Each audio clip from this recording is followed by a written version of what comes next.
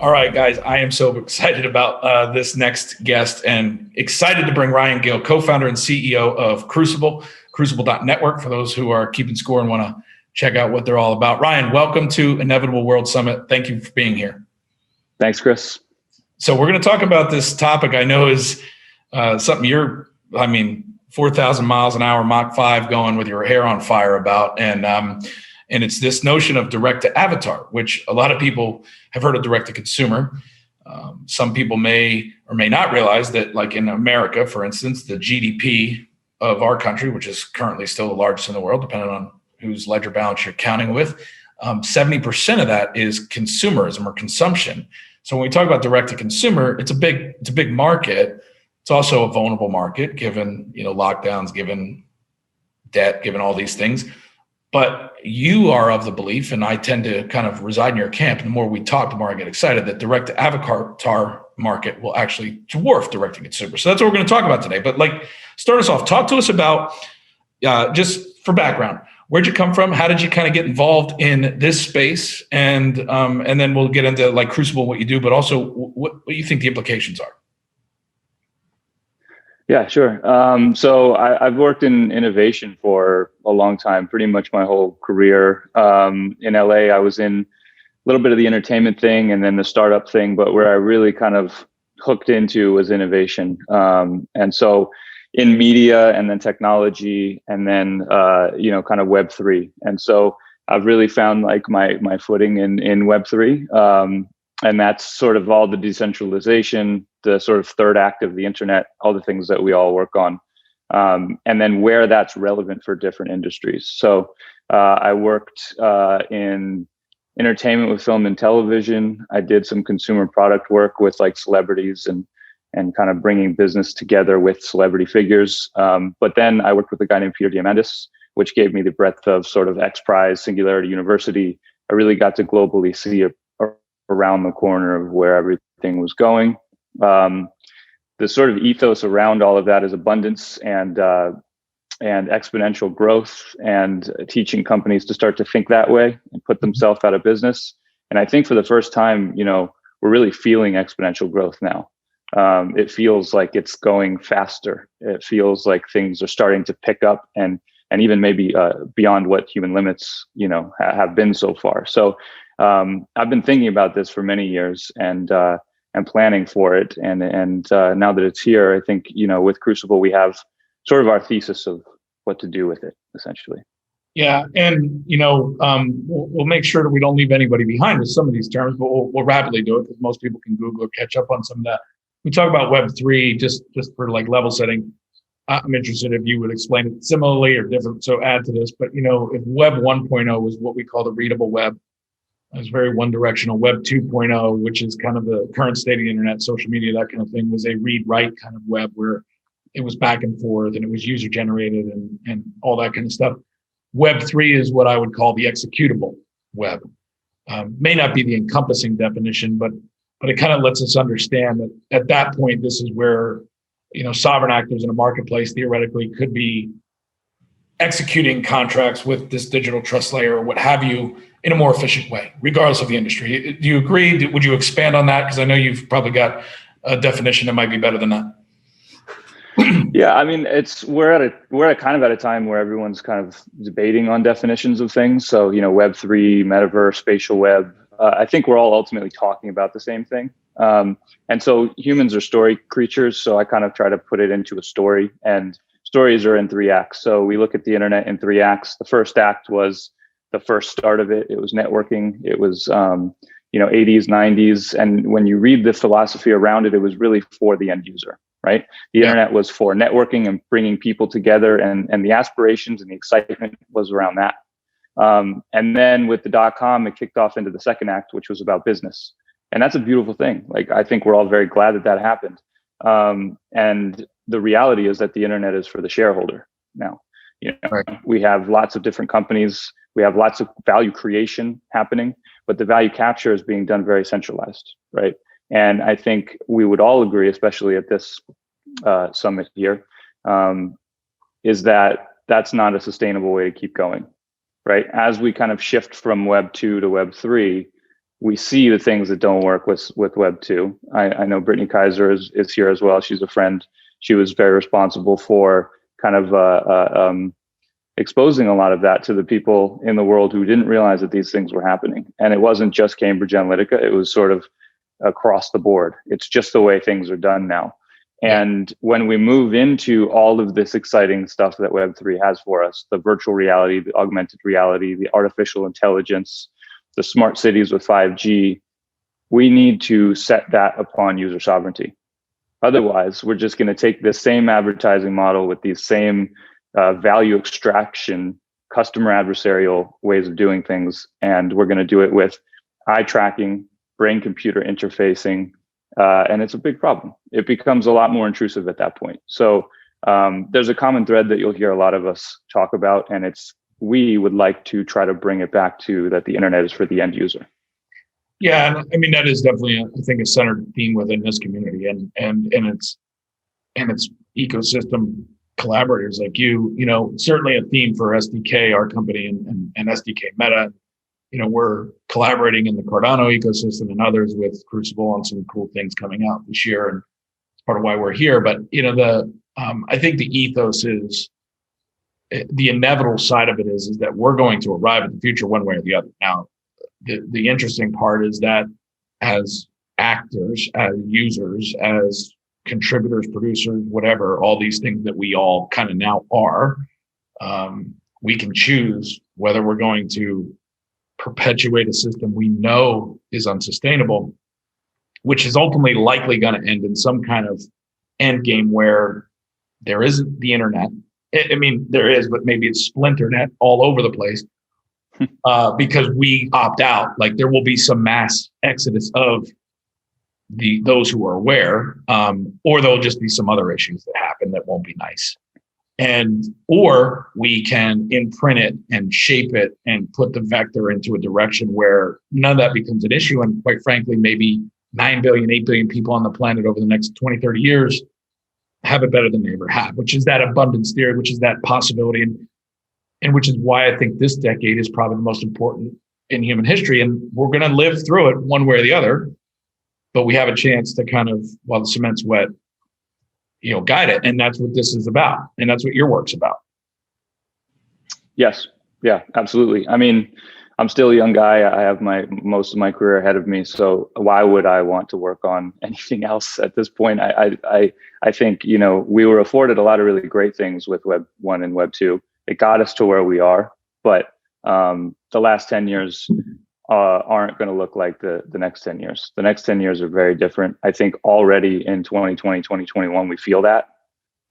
We've passed through a portal. We're into something different now. And we're not going to go back even when the world opens back up again. Yeah, so let's talk about that, right? Because Diamandis is an influence I know on you. I've read a lot of his stuff. I haven't actually. I think I met him in passing one time, but we didn't speak very much. So mostly my experience with him is what I've read, and his 6 Ds are something that I've kind of always. I wrote about it in my book. I kind of contextualize things and for people in my book referencing that. But when you look at like Web 1 through now, what we demonetized, call it 99, the Napster moment, we began to demonetize content, art, creation. Like you used to be able to make money selling the thing. Then you had to use the thing to get attention and trust to sell something else. And everything got forced into a CPM model. And we democratized, another one of his words, right? So we basically demonetized and disrupted and demonetized and democratized access. So you didn't have to spend as much to get a record deal or to get a TV station on YouTube or whatever. And so everyone flooded in. And there was that awesomeness about democratization because it went to that 1.0 ethos of for the end user. So the beginning of it felt right. But as you said, that business model had to kick in because that wasn't sustainable either. There was no business case. And so we went back to what we knew, shareholder, right? We knew CPM, we knew ads, we knew that kind of work. We knew how to monetize that. Now we had these data streams we never had before, so we could find new ways to sell new stuff. And as social media took off, we just created these weaponized ad networks that are better than anything we've ever had in one way, but that became super centralized. And the walled gardens we tore down, as Amy James was saying, and she's been on the platform this weekend too, is we tore down these walled gardens with 1.0 and then we built them back up bigger than ever over the last decade. And that's now an issue of itself. And yet, what we're about to remonetize, my opinion, I think you share this opinion, we're about to remonetize that industry that got demonetized 20-something years ago in a way that's exponentially bigger, with everything from NFTs to digital assets to the metaverse to all these things you're working on. And what will be funny is now the demonetized industries will be the ones that, the banks, the insurance companies, like those are now going through that same curve. So let's talk about what the opportunity is, because most people see job losses, they see technology, software eating the world, all this stuff, they get worried, but they shouldn't be worried if they're awake, because we're about to unlock 3 billion new potential customers that have never been able to participate. We're about to unlock a lot of things. And I know you're in Europe and you're in different parts of the world now. So your perspective is a little different than the kind of Western centric thing. Talk to us about how you see it. What is the opportunity? What's happening that we don't know about? Sure. Yeah. I mean, I think your points to the 6Ds are really pertinent. While we were democratizing things, we were dematerializing them as well, right? So things are becoming less material, they're becoming more digital. But the important thing to remember is, even while we were democratizing, we weren't making people first-class citizens in that. We weren't giving them ownership in it. We were just giving access to it, right? And so what ended up happening with creators and artists is that while things were being driven towards this sort of democratized access, the value has gone down and it's scaled and commodified it. And it's much harder to make a living doing those things. And when you look at NFTs, this is a direct response for the creative energy of the world that's been undermet and underserved by a market of massive streaming companies, labels raking in all the money still, even with democratized access to music. So, the way I look at this is actually quite similar to like Michael Saylor, if you listen to him talk, right? These networks are like creatures in cyberspace. They're not companies controlled by anyone. So you got Bitcoin, which is accumulating all of the monetary energy that's unmet. There's a lot of unmet need for store of value that is being put into the fiat standard, and it is not effective.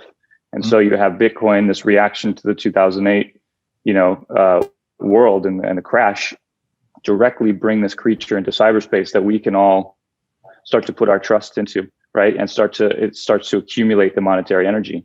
It also got a whole generation asking, what is money, right? It was a very philosophical thing. What is value? What is money? It's not the thing that we were just handed by the last generations, right? It doesn't need to be.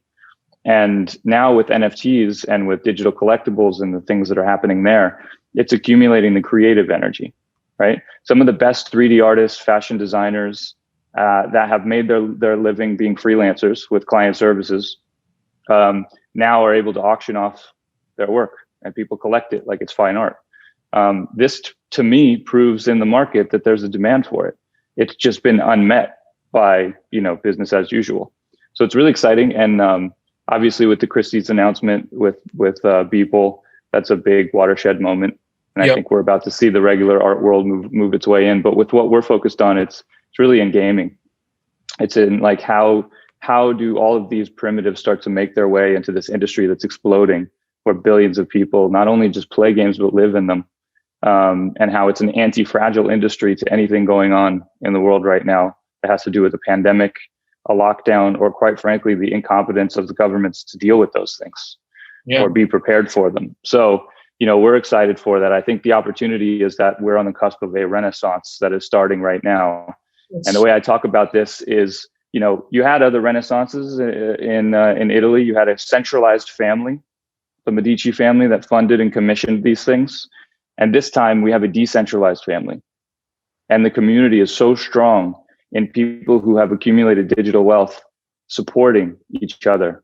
We have this global decentralized family that's all supporting each other to bring this new renaissance into play. And it's happening right now. And I think, the whole time you're talking about that, I'm just thinking that's exactly what it is. It's this renaissance, and it's coming at a time where we can avoid the dark ages that preceded it, right? In the older version, 700 years ago or whatever it was. And part of that reason is because one of the things technology has done is it has connected us all, right? So we may have a broken business model that's extracted right now from the last 15 years, but we still have, we've done several things. One, we've created systems and compute and things that can do the jobs that humans really weren't designed to do, right? And so the risk is you have a reskilling that needs to happen. You have a lot of things that need to happen. There are systemic issues that have to be solved, right? And that's where governments can play a role, because those are systemic issues, from a reskilling, from lower awareness, lower income kind of situations. But what we can do is we can actually do the thing to computers, at least for right now, maybe for the next 100 years, as Diamantis might say. Computers can't create at the level that we can. They can't feel yet. They can't do the things that human beings inherently do best. And they do the things that we don't do best exponentially better than we ever should. So we should stop trying altogether, right? Like, we can't read 1 million books in a minute, but Watson can. So good. But what we can do is we can have bedside manner, and we can be empathetic, and we can take the input of an AI as a doctor, and we can have it read the 1 million papers we didn't have time to read. And then we can take our human element and we can diagnose with the best data in a nanosecond, but be human on the other side and provide that, and ultimately make better decisions, right? For care, for things like that. So as examples go, what's exciting is there is this renaissance of, there's now a path to a living doing what you love or what you're talented to do.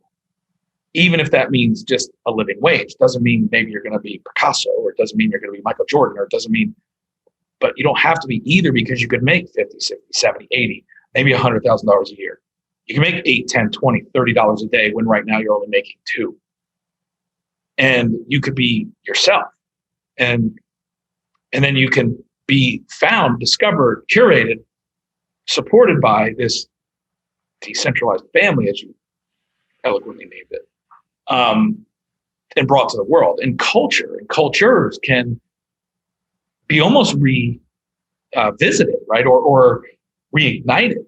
Our common ground becomes that we all want to create, we all want to love, we all want to contribute and be contributed to. That common ground allows our differences to kind of melt together in this really interesting thing. And so I do think we're in a renaissance. And I know it's why you're excited. It's certainly why I'm excited. Where does the rubber meet the road first?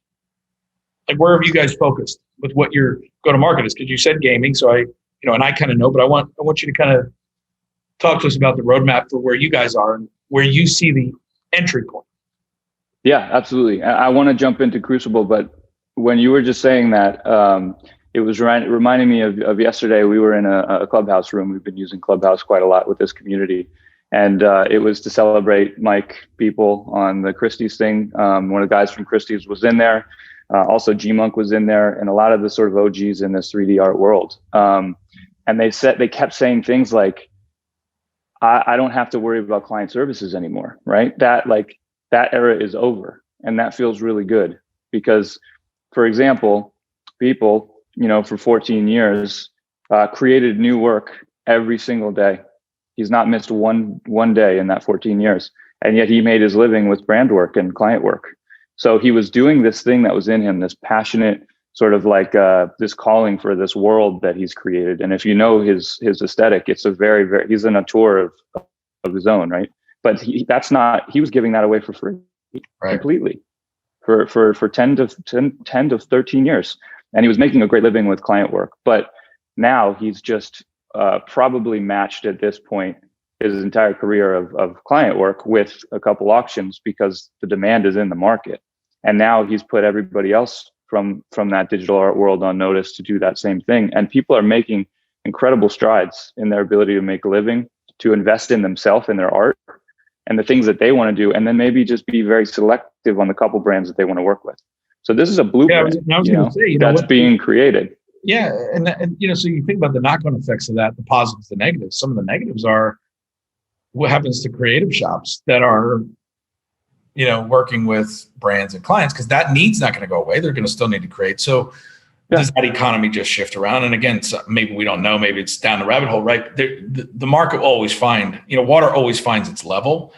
I think it'll adjust. It'll adjust. The ones that weren't pulling their weight, that were just taking their fees, right? Because that exists. That's out there, and it's been out there. And a lot of the industry is that way. I think that they won't be able to do that anymore. There's going to be a forcing function for their adjustment around that. But like, honestly, true creative curators and galleries and even management, like those will always be important, because artists don't always want to run their business, right? This is a new way of running the art business, and they're still going to need that support. But I just wanted to go to that because I think, it's one thing to say NFTs is like creative crypto, but it's gone very quickly into where I knew it was going to go, which is like, there's a liberation for creatives. Like this is a renaissance, and we're seeing all of the right figures, musicians, artists, fashion designers, start to realize that this is happening. And I'm having meetings with them all day long. And it's really, if you're paying attention right now, it's an incredibly exciting thing that's happening. What's not happening as much as with gaming. I think we're on the verge of that right now. And so my company Crucible is very much about that. We want to take the ability to do NFTs, the ability to introduce new decentralized finance sort of models, self-sovereign identity, all of that stuff. We packaged it into an SDK that goes directly into the game engine. So Unreal Engine or Unity. And it really simplifies these things for the game developers. There's 10 million developers using these engines, building not just games, but worlds and many industries' futures. And we're simplifying it, abstracting it as an SDK, handing it to them in a way that's designed for them. And we call that the blueprints for the Open Metaverse. Yeah. So for those who don't know, let's talk about what you think the metaverse is. What is the metaverse? What are the layers? And what are the layers of metaverse? Sure. I think that Web3 is Metaverse 1. That's how I think of this, right? So everybody's got their own definition. I will guarantee you that every company will think about their metaverse, right? Like we're going to build ours, or we're going to build the dominant one. And there's a lot of like competing metaverses. For me, I think more at the user, and the user will have the open metaverse that they can choose to do many different things within. There will be dominant business models within it. But I really think that we need to start thinking about this, like maybe not one singular one, but for the user, everything you can experience, that is the open metaverse, right? So it's virtual reality, augmented reality, video games, virtual worlds, smart cities, e-residencies as a digital citizen, all of that together over the next 10 years is how I think of the metaverse. And the economy on that is what I've called direct to avatar as an economy, because whether you're projecting yourself into the computer, a video game, or even an augmented reality version of your persona, these are avatars. And I think we're moving to a world where you're managing many different avatars for work, for play, for social things. Maybe there's a character you've created that's not you. Maybe you want a photorealistic version of you as a metahuman, right? We don't want to prescribe what that is. We just want this next economy to be built on user sovereignty. It ties together because a lot of people watched Tim Draper earlier when we had him on the platform, and in our conversation, he started to talk through kind of his perspective of where he sees things going, why he got re-engaged, and kind of sees the next decade as maybe the most exciting in his career. And obviously he's done a lot of exciting things. Was the Bitcoin moment for him was kind of this thing that unlocked all these new things, like, wow, governance and all this stuff. And so when you talk about the metaverse, one, right, and direct to avatar being the economy inside of the metaverse, right? That's a nice frame to kind of help people organize it in a picture. He was talking about people could set up a government in space. They could set up a government 11 miles offshore. They could, so we start thinking about, well, what would it look like to set up a government in space? Like at first, people were like, how do you do that? Like, you can't start a country. But the reality is that government by the people, of the people, for the people, like that was in our Constitution. I mean, we technically created that out of thin air, fought war over it. We did all that. Don't necessarily have to fight a war against it this time, but the hive mind, as we know it to be, the smartest people in the world are all moving into this kind of discussion, this kind of space with their talent, energy, and time. The creators are doing it similarly. The engine of the world, yeah. And so this whole engine of the world is going there's no limit to what we can create to deliver the things that government or economies are supposed to deliver to us in a way that maybe is more current, more fair, more equitable, more expansive, more effective. Just to go back to Saylor again, because he has such a great way of talking about this. He has this analogy of wooden ships and steel ships. Yeah. Right. Wooden ships are hundreds of years old. They worked really well back then, and they had their place because they were the option. But now we have steel ships. So if today you're going to set up your Navy, why would you have half wooden ships? Right? Or why would you even have any wooden ships when steel ships are more effective towards where we're going in the future? And I think so much of the world is just, they're sticking with wooden ships because it's what we've had. It's what we've had. It's what we've been given. It's what we're used to. Well, and now it's becoming supply chain they control too, right? I mean, it's become a logical argument now for people like Saylor, for people like Elon, who've gone through this and really realized, well, last 10 years, all this other fiat store of value is ineffective, right? We got a million reasons to point to, printing money, XYZ, why that's going to be more ineffective in the future. And then we have this thing that in that same 10 years is like, orders of magnitude improved in its success and its effectiveness. So it's a logical argument now to make.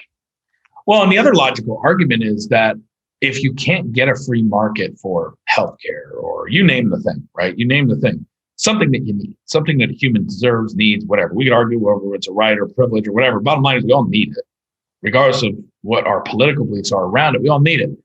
And so if you're going to have brain damage in one jurisdiction or another because of whatever legacy laws and lobbyists and whatever, but you can create in the metaverse a community of people that are transacting however they're transacting with whatever they're using to transact, and there's value exchange.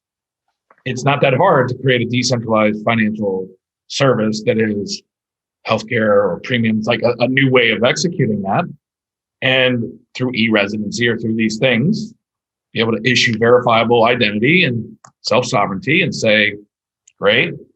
And then to essentially buy in or co-op. And so what you're talking about here is this direct to avatar business. Actually, it is direct to avatar in one way, because I might be the mesh governance representation of my physical self, meaning it might be the Chris avatar edge, right? At the same time, the Chris physical may also benefit from it. Sure. Yeah. I think there's not that much of a separation from it. I think what we do is right now we look forward into all these concepts and we see them very separate. But like in 10 years, we'll look back and we will not see anything very separate. You look at a smartphone, there's a lot of different innovation that was being done in R&D that was very separate and siloed, but now it's one thing, that has become an extension of ourselves. So I really believe it will be the same way. And the reason I came up with direct to avatar, and I work with Kathy Hackle on the Forbes article, and then I also work with Packy McCormick on the value chain of the Open Metaverse article. Both is where I kind of like defined more of it for people. And it's really going into this idea that people need to most times go back to something that they understand to draw a parallel in order to understand something new that's being introduced to them. And so everyone's gone through direct to consumer, right? We know what that is. 40% of the supply chain was dematerialized. Companies either shifted into it or were natively born from the ability to ship directly to the front door of the customer. And from that came Shopify, and from that came the way that business is largely done today in a lockdown, right? We're going through the same thing now, except for the whole supply chain is dematerialized. And so we look at Epic Games and Riot Games making billions a year just selling skins, and we realize, well, that could be an entire new economic model for the way that people and companies shift or natively are born. You think about what kind of native new brands will exist in a direct to avatar economy. Like, we don't know yet, right? You have Supreme on one hand, which dominated collectors and sneakerheads and, sort of streetwear fashion. And now you have Artifact Studios, which is in many ways native as a Supreme for the metaverse. So we're going to see a lot more of that kind of stuff. And I guess if you needed to put like a high concept on it, what Shopify is to direct to consumer, Crucible is to direct to avatar.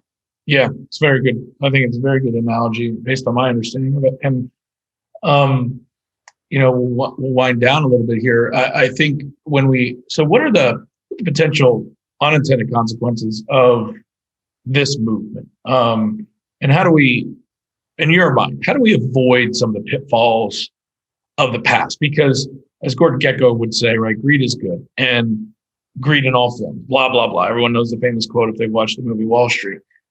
And it's kind of an inherent thing, right? Speculation always has to come first. I mean, the price of this crypto, that crypto, whatever, it's what draws the attention in. Now, the good news about that speculation is not that usually the first phases of it, whether it's NFTs as the latest craze or Bitcoin, spiking or whatever it is, a lot of hustle happens, right? Because the hustlers move from one thing to the next, and it becomes kind of muddy and scary and daunting for people, right? What's real, what's not. But the good news of that is that when that happens, usually the talent follows, right? The tech talent, the creative, like it goes in too, because there's a reason to lean in. And then once it's there, it doesn't leave, to your point. Once it knows a steel ship can be built, even if it hasn't yet, it doesn't go back to build wood ships. And so we could argue that that's happened, right? We could argue that regardless of the speculative kind of hype hustle bubble and any forward bubble that may come in this early phase of Metaverse 1, which will happen, there'll be a lot of that. What the thing to focus on is that when the talent and the minds and when that comes, it doesn't go back to where it was. So the key is, how do we not, if we can, create some of the same pitfalls we had last time? Like, what have you thought about that? What are some of the unintended consequences we need to be mindful of as we move into this rapidly? Yeah, I appreciate that question. I think people should ask it and think about it more, because I don't think that there were any, like Facebook, for example, is demonized today. And I think it's just a matter of incentives, right? I think Mark and the team really believed they were connecting the world. And now they and everybody have sort of ended up in this world. And I do believe that they have an opportunity to make decisions now that they don't. And I'll hold them accountable to that. But I don't think this is about demonizing really anybody. I think it's about designing new incentives moving forward. Yeah. And we have a lot of challenges ahead. I appreciate that question because I appreciate long-term people. Crucible is a 10-year vision for Toby, my partner, and I. We'll be here for a while, and this is not going to happen like that. We don't have this open interoperable metaverse for quite some time. And when you're thinking long-term, these bull and bear market cycles come and go. If you've been here long enough, then you know that and you're used to it.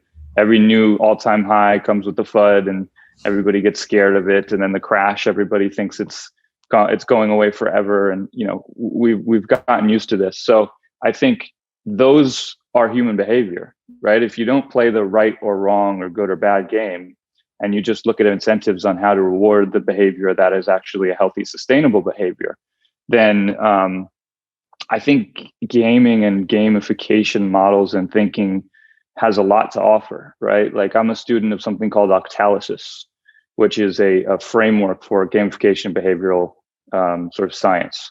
And it's an 8-point framework for intrinsic and extrinsic drivers that are black and white hat. So it kind of covers the board, right? There's companies that drive incentives for scarcity and fear-based things to get you to do what they want you to do, but then people don't feel too good about it, and then there's people that intrinsically motivate for good feelings, for abundance, for legacy, and I think we have an opportunity to just design incentives better. This is something that Charles at Input Output and Cardano thinks about a lot. All the people that design the protocols, the people that are really in this for the right reasons and understand the potential of this technology. This is the potential of it, right? We can redesign the future with better incentives. And the only reason that it could be better or it could be different this time is because we could create a new design of those incentives. If we sleepwalk into the same exact model with the same incentives in this exponentially more interesting and technologically advanced world with the spaces painted with data and all these things we're really excited about, nothing will change. And in fact, it will get drastically worse, and it will become the Black Mirror sci-fi that we're all afraid of. But it doesn't have to be. It could be the white mirror, the antithesis of that thing where we get it all. We're all sovereign in our choices and our ownership. And then that's not utopia, but at least people have a choice, and I believe in people. And I think there's some people who think you leave everyone alone, it'll devolve into chaos. They'll all eat each other, right? Like the Edward Bernays, the public relations, the Freud, all that stuff. I don't. I think if you give people resources, everybody's kind of the same. They're on an even playing field in terms of potential. We have the same, no matter what background or culture, there's brilliance and there's problems in all of it, right? And so if we just give people resources and kind of move to these new incentives with less asynchronous access to resources, education. The thing I love about Web3 is that it's for everybody. There is no gatekeeper for Web3. There's no gatekeeper for decentralized tech. That's why it's important. And there are people that try to insert themselves back into it as a gatekeeper, right? Or intermediate the ability to go become a sovereign individual, and that's a problem. But I think if we work towards those goals and we think about what moderation in that world means in terms of how we give choice to the user in terms of what behavior is okay around them and what content is okay around them, I just think we need to trust people more. And then the challenge also is when we give up less convenience, usually we get more control, and people want convenience. So what we need now is to design really strong, simple interfaces for these things. And I hope that's what we're going into. We're doing that in gaming. And it's because there's a core belief that in gaming, people actually like the complexity. If you've ever played League of Legends, it's super complex, but people don't see the same complexity as they would setting up crypto wallets or talking about crypto, because the gaming is very sort of story driven, right? It goes back to that Octalysis framework. There's something in it that makes it bigger than just statistics and numbers and complexity. And I think our approach, my thesis is that we need to start designing interfaces more towards those types of, parts of the drivers in human behavior so that people actually get into it. Yeah, the on-ramps to usability is what you're talking about there, right? Is that you can make it simple to get started and then the complexity kind of becomes easier to digest. But to your point, yes, when you have a whole market of sovereign individuals and there's fully sort of even access and all kinds of different cultures, there's a clash, right? And I think at that point, moderation becomes probably the sort of most important thing that we need to be thinking about. I go back to Clubhouse as just a microcosm of what we've seen in the past year in how open and libertarian it is. There's no censorship. You can go in, you can talk about anything. They don't step in and really for the most part stop it all unless there's a lot of complaints. And you're watching it happen. It's almost like a social experiment in real time. And I think what we see there is a lot of the issues that we can reflect back on other social media that's actually censoring. And we can agree that maybe that's not the way. But moving forward, when we do have this giant metaverse or open metaverse where everyone's a part of it and welcome, there's a lot of different elements there. And I think we need to think about moderation. Yeah, it's very good. Beautifully said, Ryan. It's always a pleasure. And, we're really excited to be kind of on a multiple decade march alongside you guys and what you're doing at Crucible. And we look forward to all the things I think we're going to be able to do together and support you as collaborators in our ecosystem. And thank you for being here. Thank you for your wisdom. I don't want to end any other way because you just went on a beautiful rant. I think people need to sit with that for a minute. So thanks for being here, buddy. Thanks, Chris. Appreciate it.